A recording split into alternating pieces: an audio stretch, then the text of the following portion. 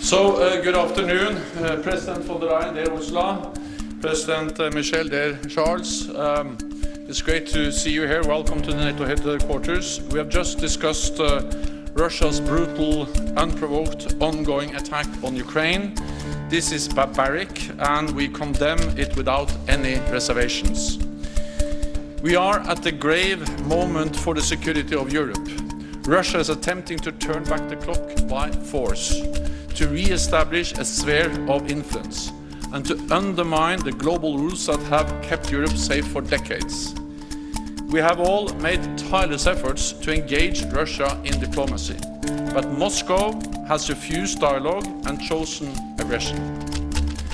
NATO and the EU stands with the brave people of Ukraine.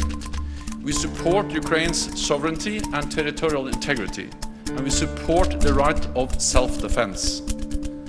There must be no misunderstanding or miscalculation by Russia. NATO will do whatever it takes to protect and defend all allies. In response to Russia's massive military buildup over the last months, we have already strengthened our collective defense, with more troops, jets and ships from the United States and many other allies. And our collective defense commitment, Article 5, is ironclad. NATO and the EU stands united. We condemn Russia's grave violation of international law and of the principles on which European security is built. I welcome the coordinated actions announced by the European Union, NATO allies and partners. This sends a strong message of unity, and it demonstrates how alone and isolated Russia is. I will convene a virtual NATO summit tomorrow to address the consequences of Russia's actions. And I have invited both President von der Leyen and President Michel to attend, together with the leaders of our valued partners Finland and Sweden. And in a few minutes we will take all part in a meeting of the G7. NATO and the European Union are united to defend our values, freedom, democracy, and each other's rights to choose its own path. So thank you again, both of you, for coming, and thank you for the fact that the European Union and NATO is standing so strong together. So please, Ursula. Thank you very much, Jens.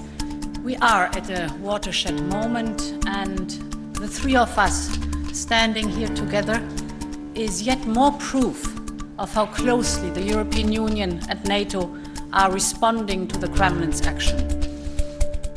The world can see that unity is our strength. Early this morning, President Putin ordered atrocious acts of aggression against a sovereign and independent country and innocent people. We will hold Russia accountable for this outrageous violation of Ukraine's sovereignty and the territorial integrity. And what is at stake is not just Donbass, it's not just Ukraine. What is at stake is the stability of Europe and the whole international order, our peace order. President Putin chose to bring war back to Europe. In a determined and united response, the European Union will make it as difficult as possible for the Kremlin to pursue its aggressive actions. Round about 30 minutes ago, I had a phone call with President Zelensky. He asked us for whatever the different stakeholders can do for help. We will later today present a package of massive and targeted sanctions to European leaders for their approval. We are coordinated closely with our partners and allies, the United States, the United Kingdom, Canada and Norway, but also, for example, Japan and Australia.